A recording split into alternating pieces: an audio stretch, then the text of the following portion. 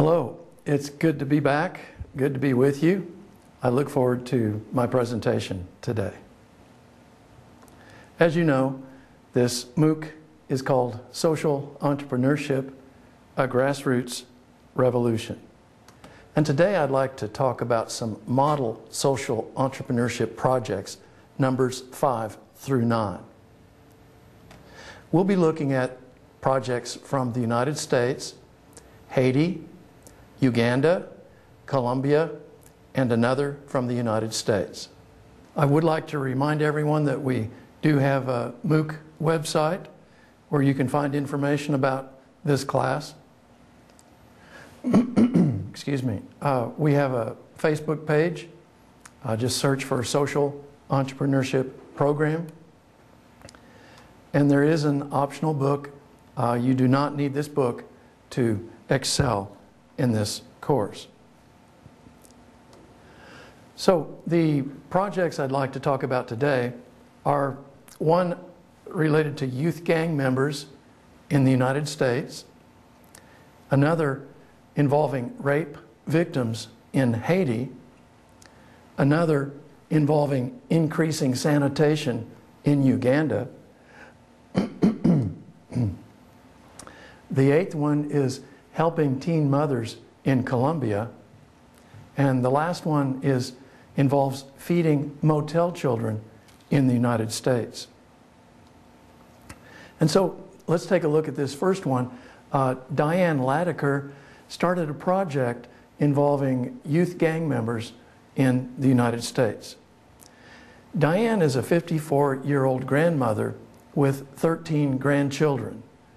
She lives in a dangerous neighborhood in Chicago, Illinois, where there are violent gangs. People in the neighborhood stay indoors to avoid violence. When her youngest daughter became a teen, Diane wanted to keep her away from the gang members, but Diane knew that was impossible since gang members lived next door. Diane decided to invite gang members into the living room of her small house. In her home, she heard the gang members talk about their dreams to become a doctor or singer or take other jobs. She decided she wanted to do more to help.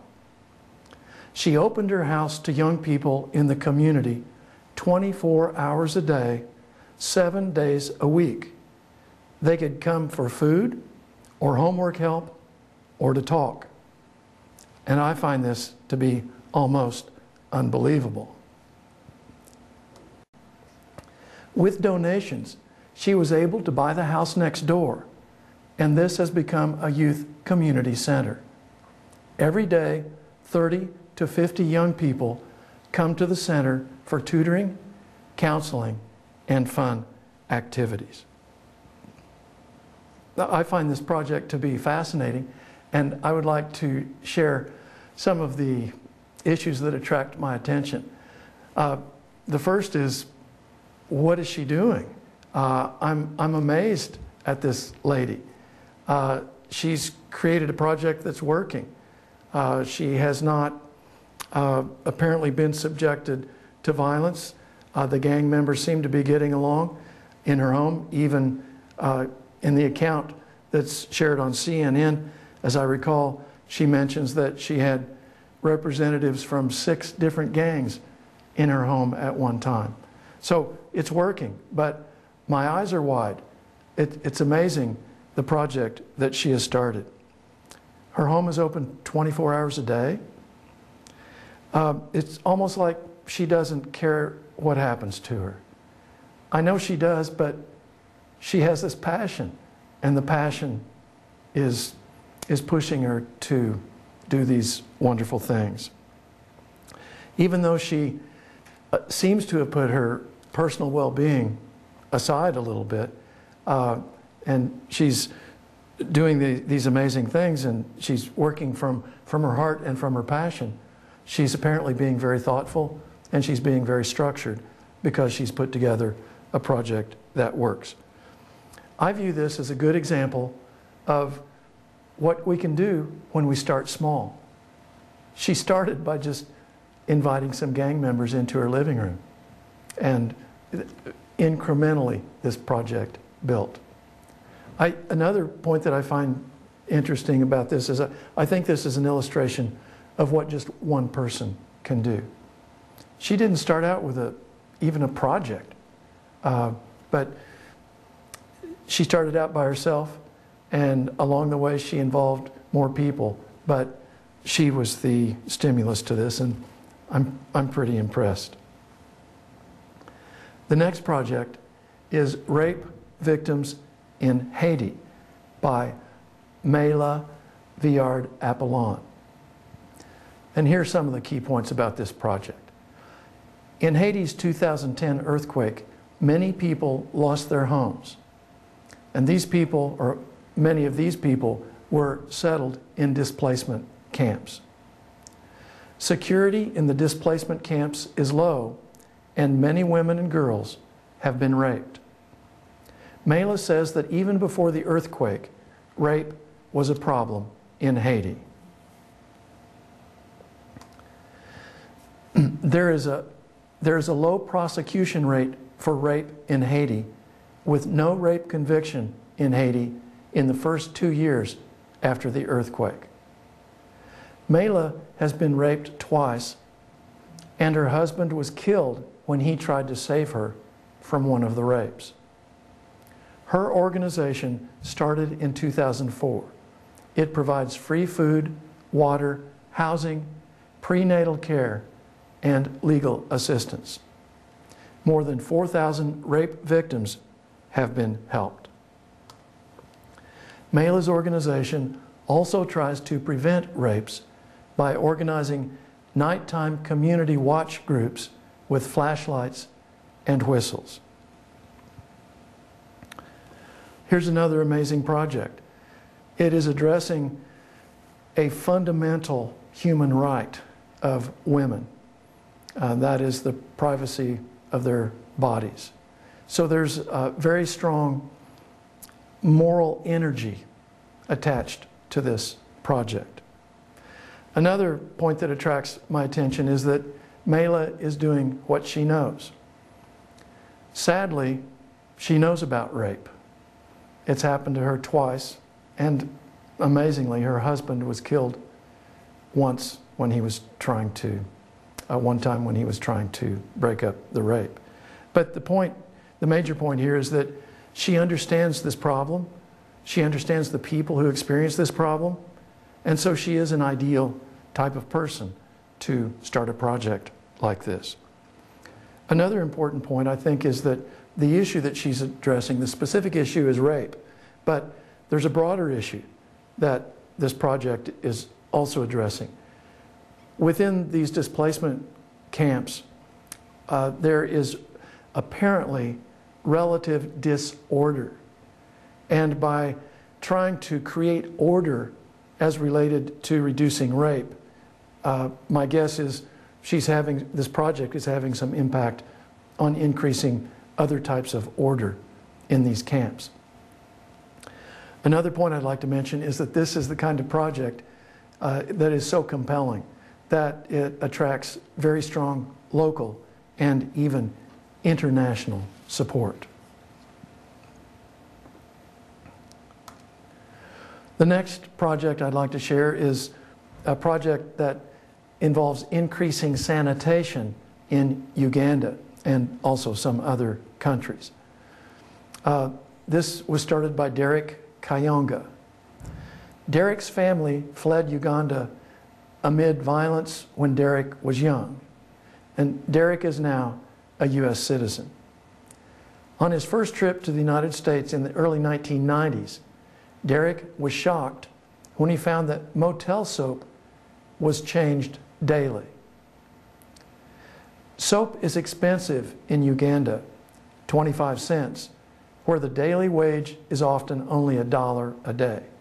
So even though soap is available, many people can't afford it. Derreck's Global Soap Project was started in 2009. It is based in Atlanta, Georgia, and has sent more than 100,000 bars of soap to 9 countries.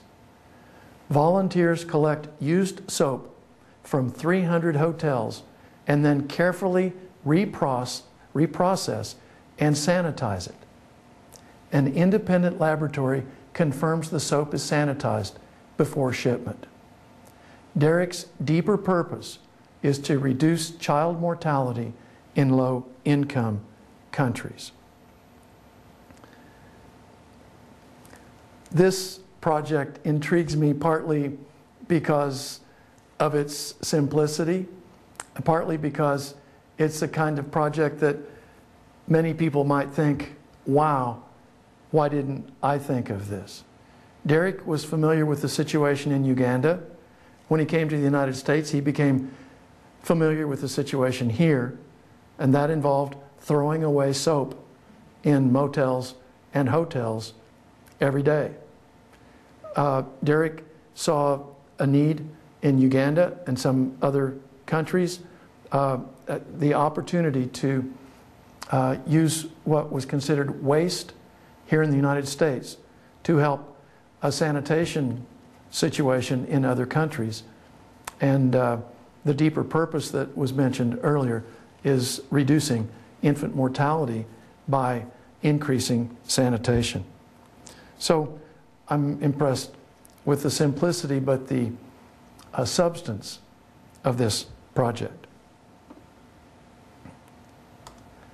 The next project is helping teen mothers in Colombia, and Catalina Escobar is the person in charge of this project. In the year 2000, Catalina was the owner of a successful international trading company, but she also volunteered at a maternity clinic in a hospital. A baby at the clinic died in her arms, and less than a week later, her 16-month-old son died from a fall. At that point, Catalina sold her business and changed the direction of her life. She began by trying to lower the infant mortality rate at the hospital where she previously volunteered.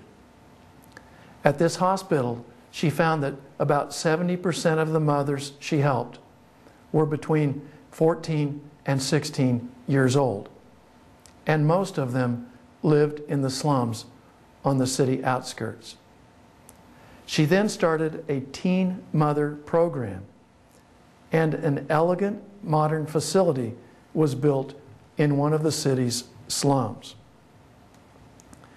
The program includes job training because she seeks to break the cycle of poverty. 400 pregnant teens enroll each year. Catalina has started other health projects in the slum as well as this one.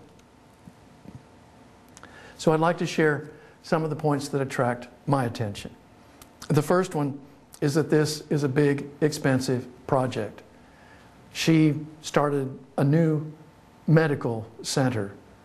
She put it in a slum. Physicians, nurses, big, expensive project. So in terms of startup, for those of us who are thinking about being social entrepreneurs, one of the points I've been emphasizing is simplicity is a strength. Yet we see some very exciting projects that are not simple. They're complex, they're big, they're expensive. It can work, but the big, expensive aspect is not a positive in starting a project. Another point that attracts my attention is the devotion that Catalina has. She sold her successful business. She changed the direction of her life, and she's committed to the work that she's doing right now. Another interesting point to me is that she started this medical center in the slum, not next to the slum, but in the slum. And in so doing, she's creating an intentional contrast for the people in the slum. The medical center on the CNN website, the medical center is described as a very modern, very luxurious, extremely impressive medical center. And so the contrast that she's created apparently is extreme. On the one hand, this beauty, modern, clean facility, and on the other hand, the slum situation. And I think this is a factor that helps attract the clients that she seeks, the teen, the young ladies who are pregnant. The fact that she's involving job training in this, I think, is important as well. She's looking at a long-term attempt to break the cycle of poverty. So this is another project for which I am amazed. Each of these projects is amazing in its own way. The next project is feeding, and this is the final one in this presentation, feeding motel children in the United States. And the person who started this was Bruno Serato, although Bruno's mother played a role in this. Here are the key points from this project. Bruno is the owner and chef at an expensive Italian restaurant in Orange County, California.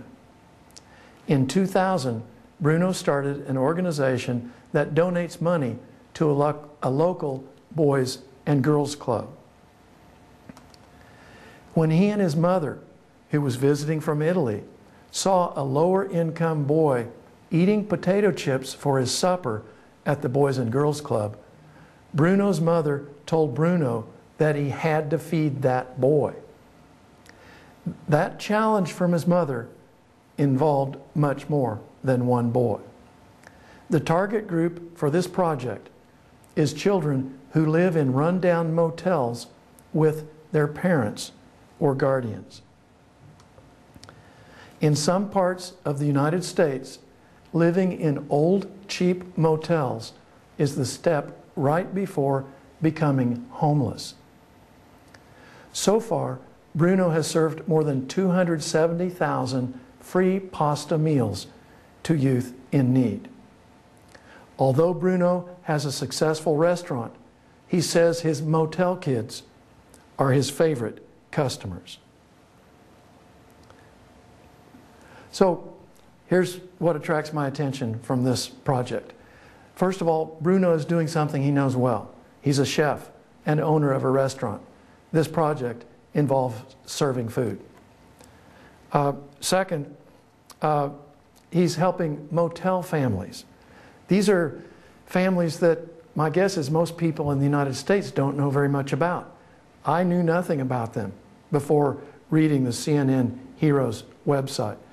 It strikes me that these people who are poor, who have enough money to pay for cheap old motels, a small room in a cheap old motel, but aren't poor enough to live on the street. It seems to me that this category of people would be an example of one that's easily unnoticed in our society. Another point that I liked was that Bruno listened to his mother. Mothers are good. Mothers are very often sources of truth and good things. Another point about this project is this project could easily go unnoticed. It's a small project, feeding some kids, but it's substantial in some ways. I think Bruno would not have minded if his project got no attention. Indeed, though, it did with CNN Heroes. I'd like to comment about heroes. True heroes are committed to a worthy purpose and don't seek attention. They are people who almost don't care what happens to them. There are many types of heroes. One is the kind we are studying in this course, social entrepreneurs. Some are people who change their whole lives, such as Catalina Escobar, building a health center in a slum. Others are people who add to their existing life by their innovative project, such as Bruno Serato feeding motel kids. These CNN heroes are changing the world with local grassroots projects. They are models for us. For every one person that is recognized by CNN heroes, I'm guessing there are at least 1,000, maybe many more, people out there who have started projects, who are social entrepreneurs, who are helping people in need, who are unrecognized. And what's interesting to me, this is something really neat about the people who are successful as social entrepreneurs. Those people are not doing it to receive attention. They are driven. They have a passion. They probably welcome the attention because it's publicity for their project. They probably don't need the attention as an individual. So the idea of what a hero is interesting to me, and it's interesting to me of how that applies to social entrepreneurs. Driven people, some of them seem not to care very much about what happens to them. They're on a mission, and they accept the consequences of being on that mission. They're very driven. Thank you for being with me again. I look forward to the next presentation. Have a good day.